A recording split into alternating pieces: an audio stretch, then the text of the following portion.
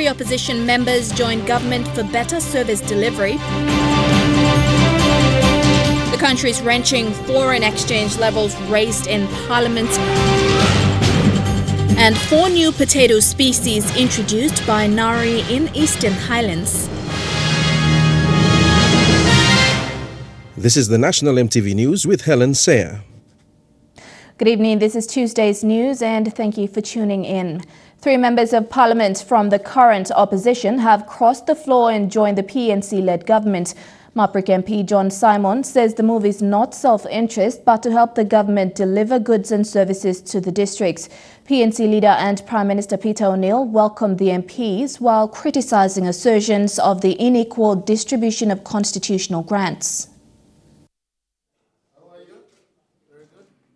The 3 MPs and Prime Minister Peter O'Neill were joined by other PNC members and coalition partners. The first to speak, National Alliance strongman John Simon said the move is to help create better services for people. He also maintained that his people were consulted. People are saying that I have not consulted my people, member has to consult. I did consult my people, I did talk to them. I live in Maprik, I go to Maprik. It's only those Facebook keyboard warriors that I have not consulted. Usino Bundi MP Jimmy Ugoro also pledged his support, stating his district hosts revenue-generating projects and must align with the government for better outcomes.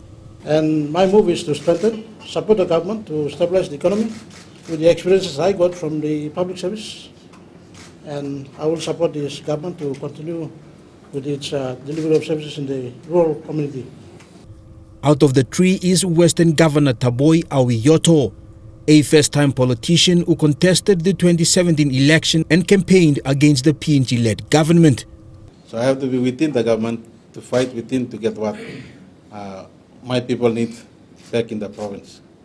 That's why I'm here to join the government and support the government in many good things that it's as shown to do for my province. In welcoming the 3 MPs, Prime Minister Peter O'Neill brushed aside rumours of disparities of DSIP allocations between government and opposition members. The 2 members have joined on their own free will, despite many of the speculation that is going on around. And I'm particularly disappointed with today's national editorial.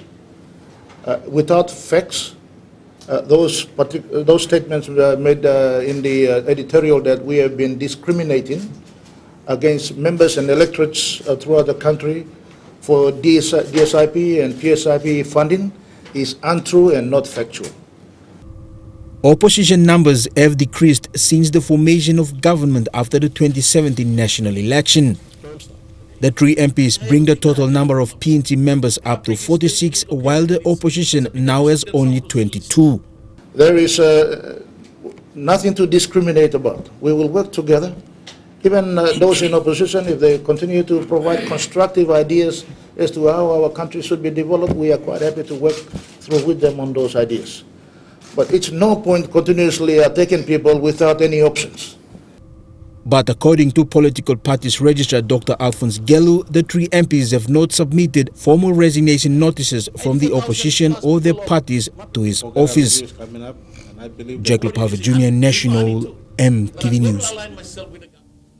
The issue of the country's foreign exchange levels were again raised in Parliament today. Member for Moresby Northwest Makera Marauta, in a series of questions to the Treasurer, asked about the government's plans to ease the burden of access to foreign currency, which he said continued to be a concern for many businesses as well as individuals in the country.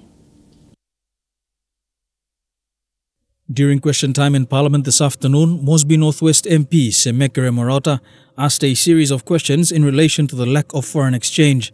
His questions following a survey undertaken by Business Advantage PNG, which highlighted concerns by business on the lack of access to foreign exchange as one of the main hindrances to business in the country. Why has the government left this constraint unattended to for so long? 5 years. Given that you're not doing anything or done very little, are we expecting the problem to self-correct? Or are we waiting for APEC to solve all the problems? In response, Treasurer Charles Abel acknowledged that there continued to be issues surrounding access to foreign exchange, which he said the government was working to address.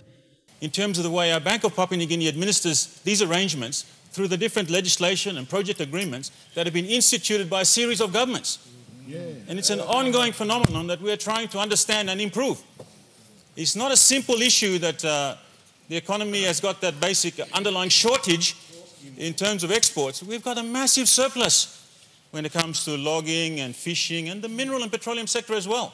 The Treasurer added that whilst there continued to be challenges, reforms undertaken by the government would take time to correct the current situation. Progress of some of these reforms, according to the Treasurer, would be included in the country's mid-year fiscal outlook, which he said would be presented to Parliament during this session. In the following week, as we sit through these 2 or 3 weeks of Parliament, I'll give a comprehensive report on the state of the economy through the mid-year fiscal outlook report. We're also looking forward to next week the publishing of the national accounts through the NSO, National Statistics Office, 2014, 15 and 16. And we will give an account of how the economy is tracking and where we are to date. But I think you'll see that there's some very pleasing and interesting results that are starting to come through. Meribatulo, National MTV News.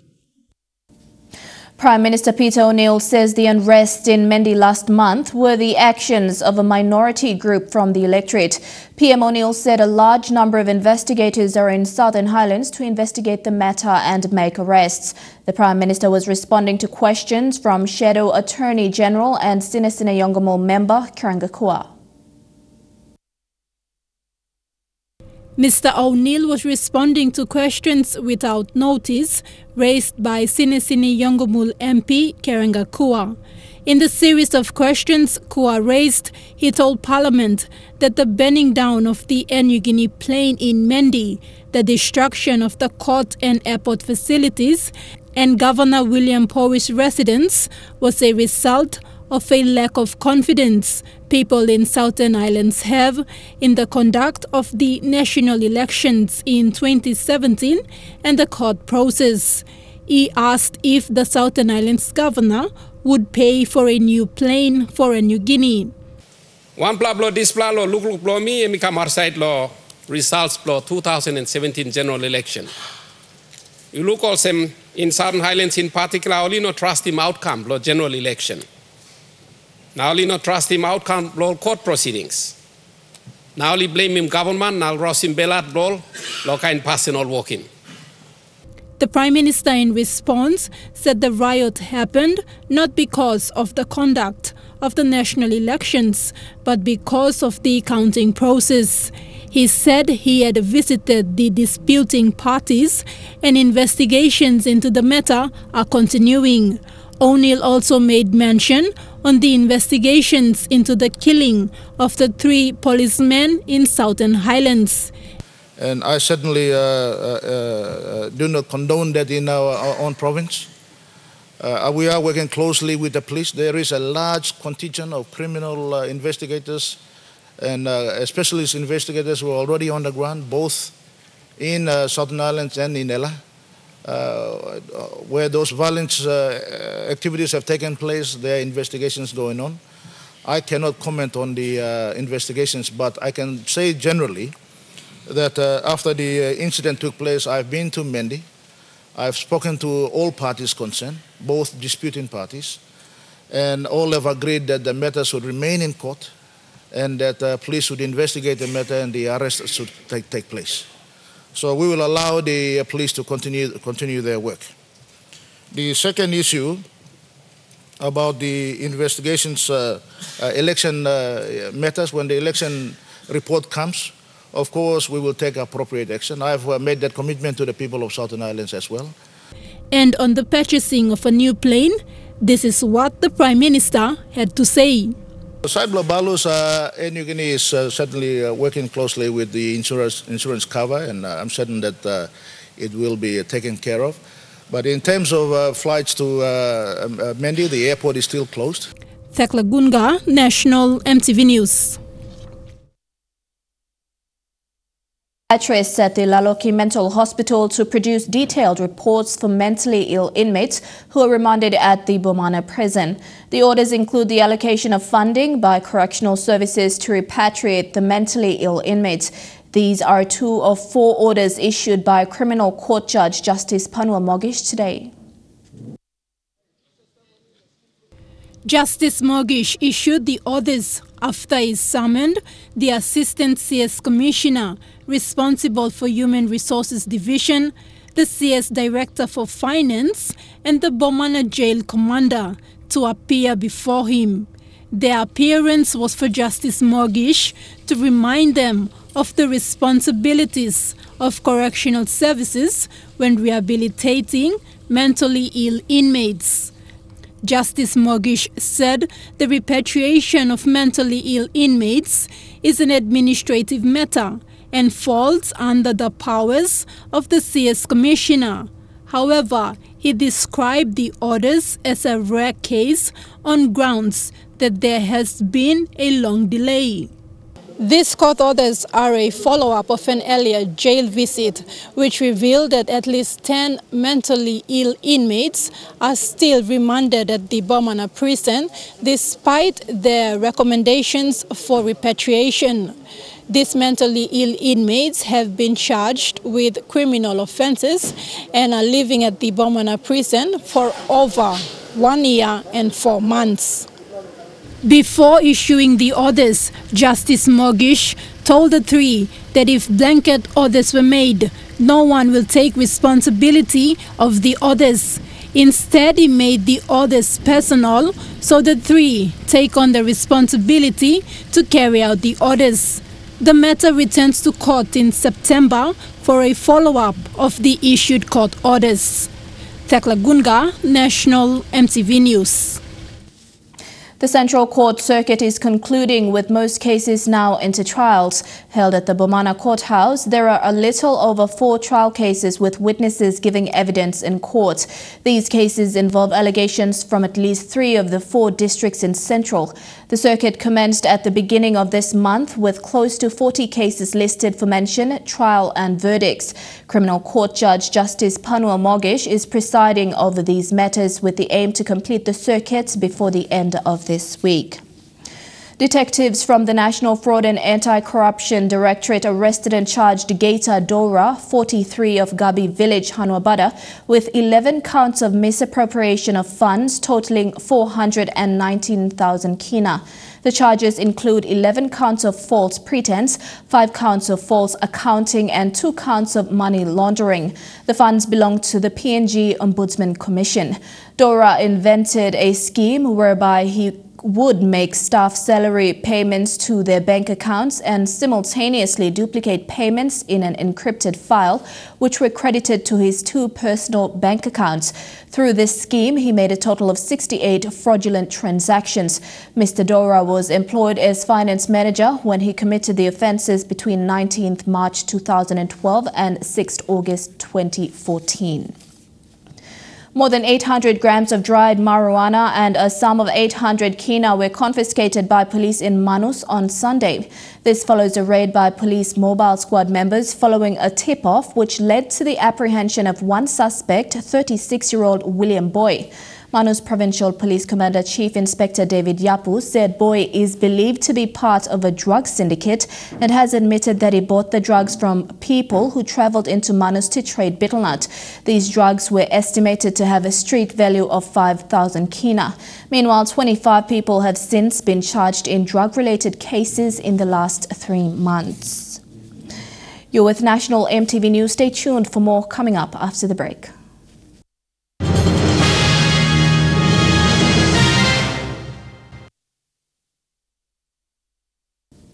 Welcome back to the news. The National Agriculture Research Institute launched another farmer resource centre, this time in Minj, Juaka Province. Part of the aim of establishing this centre is to train local farmers about the value chain mechanisms and how they can identify markets for their produce. The centre was established in partnership with the European Union under EU's Rural Economic Development Programme. This Farmer Resource Center in Minj, Jiwaka Province is the second center to be launched this week. It will serve 19,500 farmers in this area. Agnes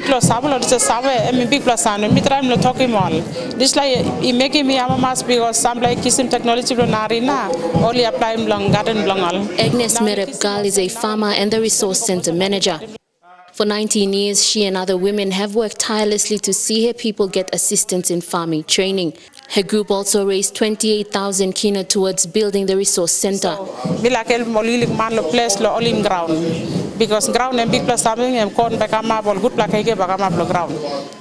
Today she was overjoyed witnessing the opening of the new resource center. This center is one of 10 others that are established in the Highlands region. It is being implemented by NARI and funded by the European Union under EU's Rural Economic Development Project. Focus plus the project no long PNG. Focus plus the project MLO Highlands. The center will be equipped with research information for farmers, a projector, computer, printer and other resources. It also has a conference room, library and coffee shop. NARI's Director General Dr. Seji Bang said one of the focus areas of the center is to help farmers understand the value chain and market mechanisms.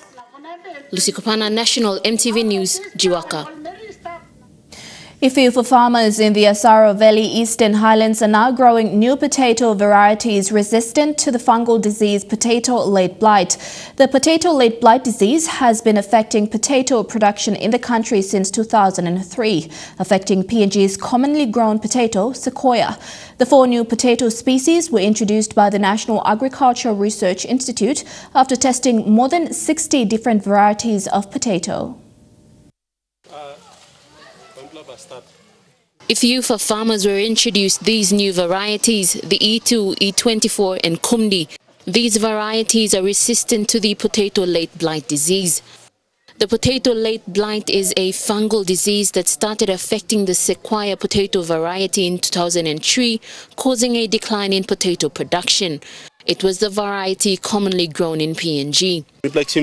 Sequoia or some base plant or potato were all looking compare one them NARI resistant variety. This sequoia variety plot was grown to demonstrate the effects of the potato-late blight disease when the variety is grown without fertilizer.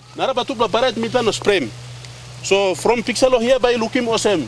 Sequoia where midplan no spray late blight am atekimem na ogata finish. Midplan spray logena I'm still growing I'm still sanapiet. These introduced varieties, the E2, E24 and Kumdi, are being grown here without fertilizers, showing that they are resistant to the potato-late blight disease. NARI's research associate Rodney Aku says the new varieties produce higher marketable yields and have better processing quality. All sabe logan all sabe sequoia tasol, but sequoia plant di farmer to giga big la hatok blend lo spray na slakain. Bobby Lucky is a potato farmer in the area.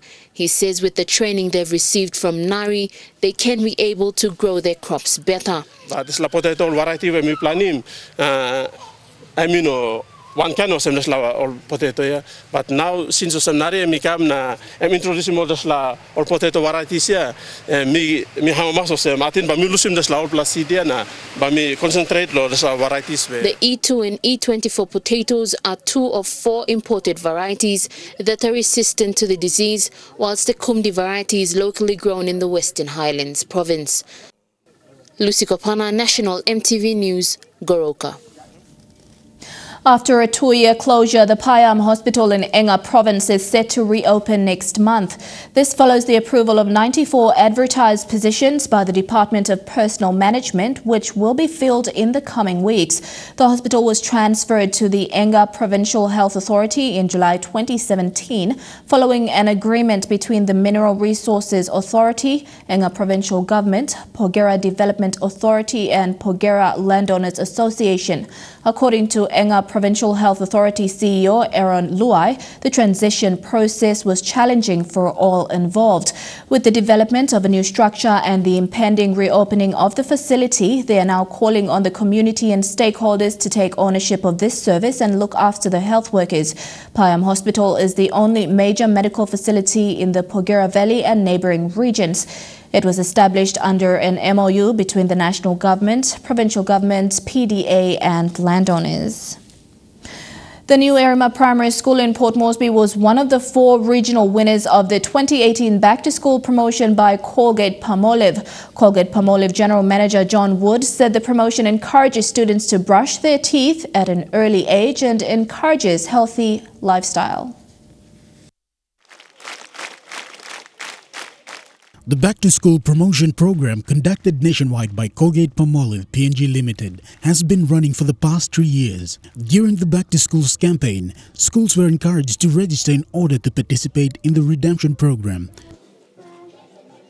Schools, through students and teachers, collected empty packs of any Colgate or Protex products. The prizes they could win for their school ranges from Colgate and Protex products, stationery and sports equipment to computer sets. This year, Colgate-Palmolive registered over 200 schools, an increase of 42 schools from the previous years.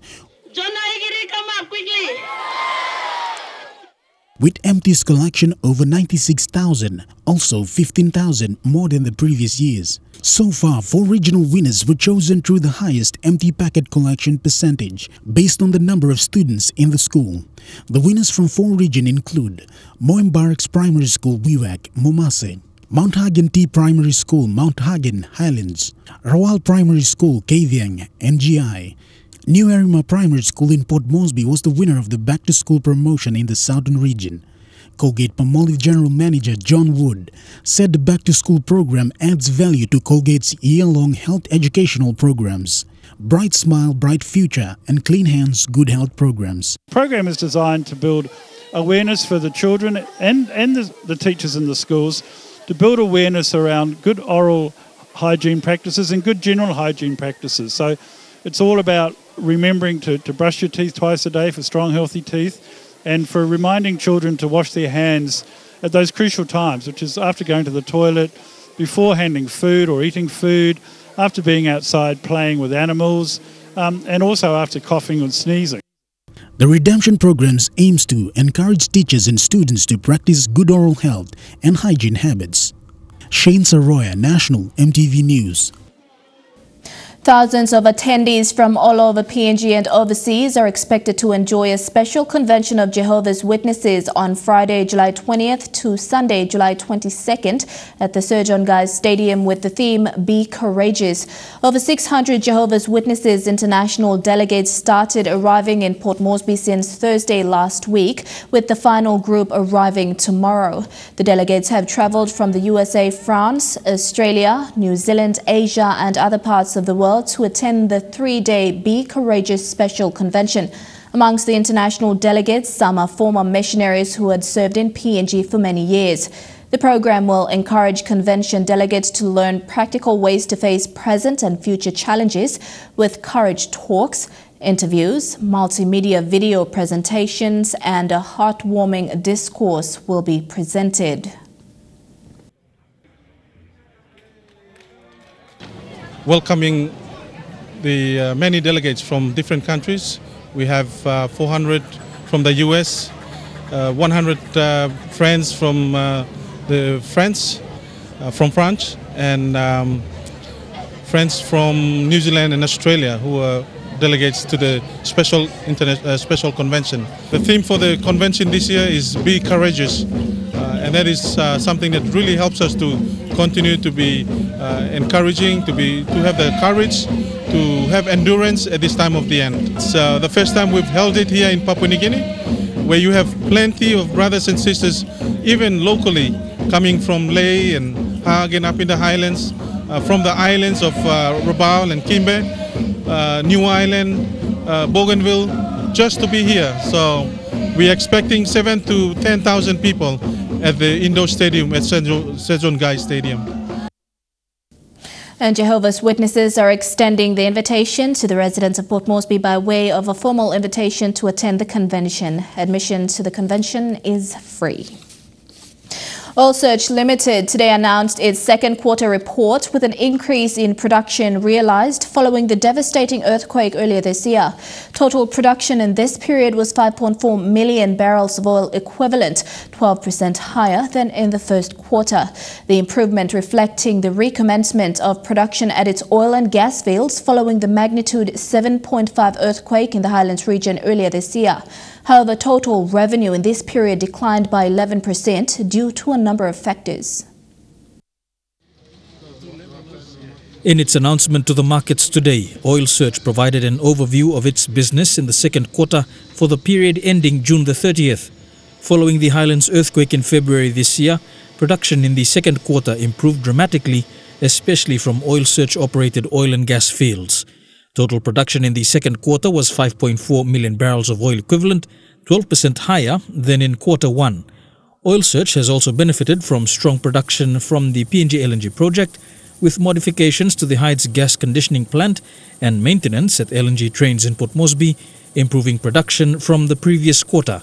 In terms of revenue, total revenue for quarter two declined by 11% to $262.8 million. This due to lower product sales as a result of the rebuilding of inventory and the timing of LNG shipments, with 3 LNG cargoes on the water at the end of the quarter. While the average realized oil and condensate price was 3% higher than in the first quarter, the second quarter LNG and gas price was 4% lower due to a higher proportion of LNG cargoes sold on the spot market following the earthquake. Whilst continuing with earthquake relief in quarter two, Oil Search has also commenced discussions with relevant stakeholders on further LNG development, with the company hopeful of progressing discussions on PRL 3 and PRL 15 in the coming months with the state negotiation team. The company also committed to expanding exploration activities in its interest in the onshore Gulf Basin, as well as increasing exploration and appraisals in the forelands. According to Oil Search Managing Director Peter Botten, the 2018 first half results are scheduled to be released to the market on Tuesday the 21st of August. Due to the earthquake and its impact on production costs on a unit basis in the first half are expected to be above the full year guidance range of $10.50 US to $13.50 per barrel oil equivalent, with higher second half production expected to bring unit costs down to within the range. Meribatulo, National MTV News. This is Tuesday's news. Don't go away. We have more coming up after this break.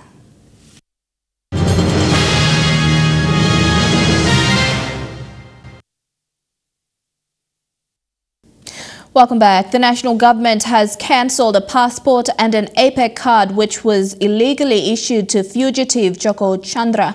Prime Minister Peter O'Neill made this announcement when responding to concerns raised by Northern Governor Gary Juffa. Concerns on the illegal issuing of Chandra's passport, which had allowed him to obtain an APEC card, were again raised in Parliament by Governor Juffa. Juffa said based on a report produced by the Ombudsman Commission, it reveals that a number of immigration and police officers were involved in the issuing of the passport. Department of Police facilitated the unlawful issuing of a passport, a PNG passport, under the name of Joe Chan, under a different birth date, 27th 9th 1963. Joko Chandra entered this country with a passport that listed his birth date as the 27th 8th 1951. The Prime Minister, when answering, confirmed that the government had cancelled both the passport and the APEC card. O'Neill said there are processes in place and had directed for those officers involved to be dealt with. He further said it is up to the authorities to deal with the officers involved.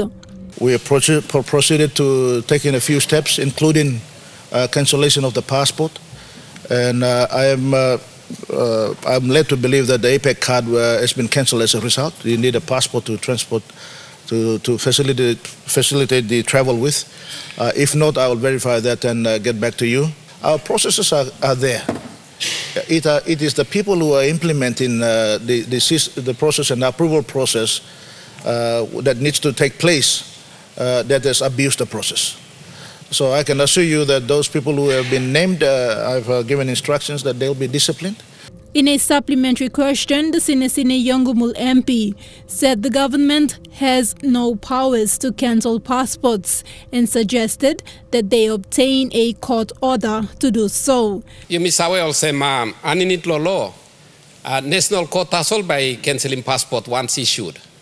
So inaplo Prime Minister now giving commitment as part and parcel of the action and by taking. The Prime Minister responded saying it was a government decision and if there is a need, it will be taken up by the Minister for Justice and Attorney General. But instructions belum mi go lol workman belum mi lo government also desla passport no got travel must come up nem finish. Thekla Gunga, National MTV News. And turning overseas, Russian Prime Minister Sergei Lavrov called the talks between Trump and Putin magnificent, better than super. Kremlin-friendly news outlets are calling the American president a friend of Mother Russia. Meanwhile, Donald Trump in Helsinki wasn't the best day according to many of the critics. He got a soccer ball from Vladimir Putin. If there was a World Cup for soccer compliments, President Trump would deserve it for the praise he heaped on Russia's hosting. One of the best ever, but it was beautifully done. Great job. And suddenly, from the sidelines of the summit, speaking of the football, actually, a ball materialized. Mr. President, I'll give this ball to you, and now the ball is in your court. President Trump seemed pleased, patting it affectionately. That's very nice. That will go to my son Barron. We have no question. In fact, Melania, here you go. The U.S. ambassador to Russia got it on the bounce and passed it to Melania, who held it in her lap. But some saw a Trojan horse rather than a ball. Tweeted Republican Senator Lindsey Graham, if it were me, I'd check the soccer ball for listening devices and never allow it in the White House. One reporter tweeted, I just saw a U.S. Secret Service agent put the soccer ball Putin gave Trump through a security scanner. Some compared the ball to the reset button Secretary of State Clinton once gave the Russian foreign minister. We worked hard to get the right Russian word. Do you think we got it? You get it wrong. I got it wrong. It's hard to go wrong with a ball, though there were jokes, but at least nobody at the summit dropped the ball. Stay tuned for Trukai Sports coming up next.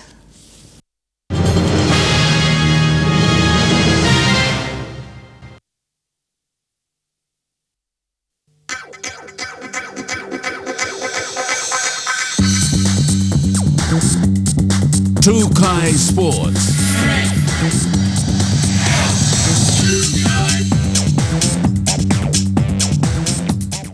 Welcome to Trukai Sports. The French football side is still basking in the glow of their World Cup win. Players have arrived at home to a hero's welcome as they paraded down the streets of Paris. This is the road that turns world champions into national heroes. France's victory parade along the Champs-Élysées today, a moment for the country's World Cup winners to bask in adulation. This team has reflected back to its nation an image it can be proud of. Young, triumphant, full of hope. Not just an emblem of national glory, but of all it means to be French. I feel very, very proud to be French, and I feel incredible, and I'm so excited to be here with everybody else. It's a unique moment to share. I'm proud of this team of France, and it's very important for us to see them. The faces of France's young heroes were projected last night onto the War Memorial, a rare showcase of multicultural France. In Moscow last night, team coach Didier Deschamps, himself a player in France's World Cup win 2 decades ago, was honoured with a song and a bath of champagne. Back home, they did things differently. A metro station that once began Champs-Élysées temporarily changed to honour his name. And President Macron, who went to congratulate the players after the match, has invited them all to the presidential palace.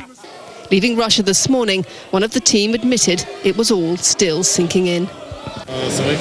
When we reached the semi-finals, we started to think that maybe we'd take the cup home. The final turned out well. We could feel the excitement, and we made it. Hard to process in Croatia too. The crowds here less jubilant, but still supportive. A country of 4 million, honouring their team, placed second in the world. The last time France enjoyed this moment, some of its new stars weren't even born. Now a new generation is out to celebrate a fraternity that represents all of France. After Sevens rugby made its debut at the Rio Olympic, it's estimated the number of rugby union fans in the United States grew to around 30 million. Over the last 3 days, the women's and men's teams have had a chance to see for themselves just how much the game's growing as they prepare for the World Cup in San Francisco. Is to focus on what you're doing and what's going on around the room. Preparations continuing in a gym usually reserved for Major League Baseball teams visiting San Francisco. It's unfamiliar territory for now, but the All Black Sevens are hoping to continue rugby's US takeover on one of the biggest stages in this country. The iconic AT&T Park, the home of baseball in San Francisco, about to host its first major rugby event. But will this tournament have the impact World Rugby is hoping for? To find out, we took to the streets around the stadium. Did you know that the Rugby World Cup is on? I did actually see a couple signs up. Do people around here know about rugby? They do. I think it's becoming more popular. Just college rugby, like Berkeley, St. Mary's. The dudes who do all that's pretty dope. Yeah. You know where those guys are from? What country? I would say Hawaii or something like that? Or? New Zealand. New Zealand, okay. Oh, okay, so okay. It helps the All Black Sevens have been doing their part to promote the game, but they never expected this much local support. Yeah, it's pretty weird, you know, walking around the street and people stop you for a photo and autograph and stuff like that. And we're real surprised at how they've noticed the fern and they're like, oh, yeah, you're the All Blacks. But after 3 days of taking in the city, it's now strictly business. The All Black Sevens needing more than just recognition at this World Cup. We know there's no second chances, so we can't get too far ahead of us. We don't analyse anybody other than the two first teams might play, so that's Russia or Hong Kong. Now that they've found their feet in the Bay Area, there's no excuses not to defend their world title. And we'll have more on Rugby Sevens after the break. Stay tuned.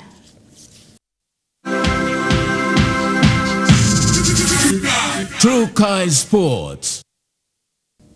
Welcome back to Trukai Sports. With 3 days to go, the 7th edition of the Rugby World Cup Sevens will showcase 24 men's and 16 women's teams, including the Palais.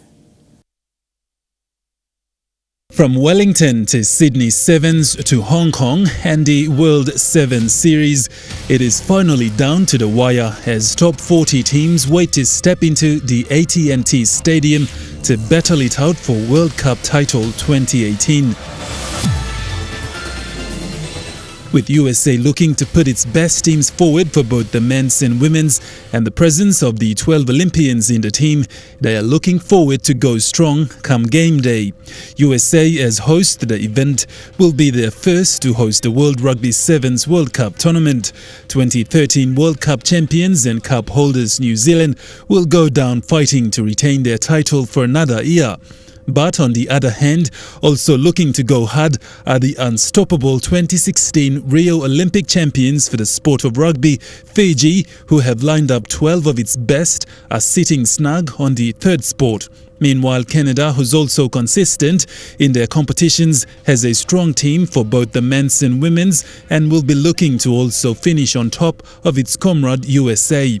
Fiji's Melanesian brothers and sisters, the PNG ICTSI Palais and Pukpuks, will debut for the first time at the 7th edition of Rugby Sevens World Cup, where both teams will be looking to make a scene on the world stage. Teams to the tournament have already started their travels to USA for what will be one of world's rugby's biggest competitions in the city of San Francisco. Team Fiji and Team PNG left for USA yesterday to attend the 7th edition of Rugby Sevens World Cup. Rugby Sevens World Cup will be played from 28th to the 22nd July 2018. Godwin Eki, National EMTV Sports. And that ends Trukai Sports. Stay tuned for weather details coming up next. Trukai Sports.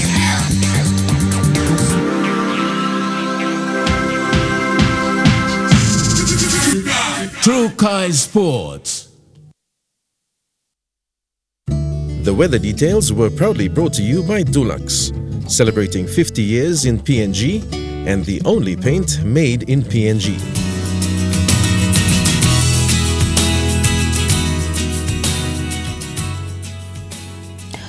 Looking at the weather forecast for tonight and tomorrow in the southern region, cloudy although fine in Port Moresby, mostly fine in Daru and Alotau, cloudy also fine in Popondetta, and rain in Kerema.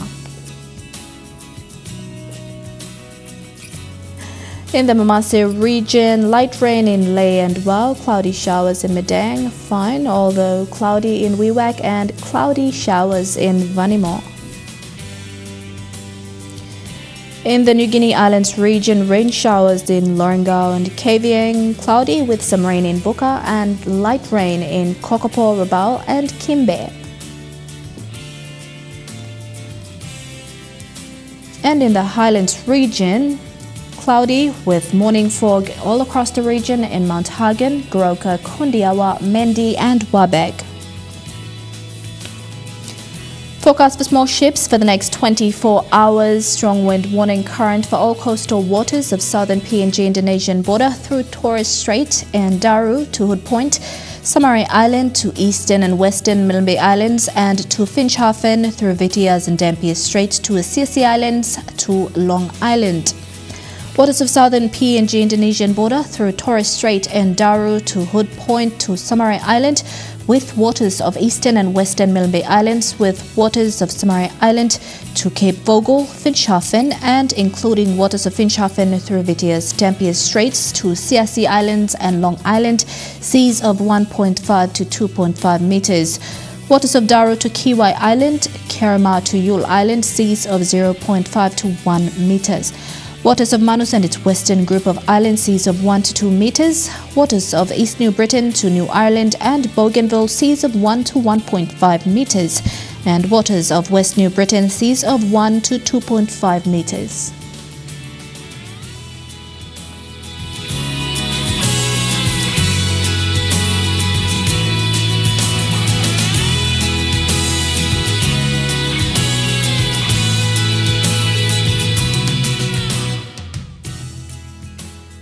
Ocean forecast for PNG areas in the Coral Sea. Seas moderate to rough with southeast winds at 20 to 34 knots. In the Solomon Sea, seas moderate to rough with southeast winds at 15 to 25 knots.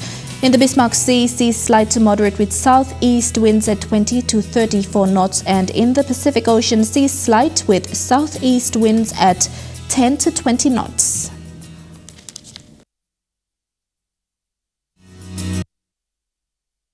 Details were proudly brought to you by Dulux, celebrating 50 years in PNG and the only paint made in PNG. And before we go, shoppers in Port Moresby will get a chance to win a 23-footer banana boat with a 40-horse-powered engine, courtesy of Stop & Shop Port Moresby. The promotion was launched today at Stop & Shop Waigani branch and will run till the 30th of August. Stop & Shop marketing manager Regina Narakobi said customers will have to spend 40 kina or more at any Stop & Shop branch in Port Moresby to be eligible to enter the draw. We chose a banana boat because it's more ideal for our customers here in Port Moresby and Central Province. Simply spend 40 kina or more at any Stop & Shop outlets in Port Moresby. Write your name, contact details at the back of the receipt to get in the draw to win. Our main objective is to create excitement for our Stop & Shop customers in Port Moresby.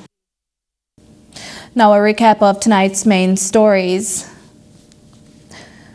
More opposition MPs defect to government, forex issues raised again in Parliament, and 4 new potato species introduced to Eastern Highlands by NARI. And that's the news, sports and weather for today, Tuesday, 17th of July 2018. On behalf of the EMTV News team right across the country, good night.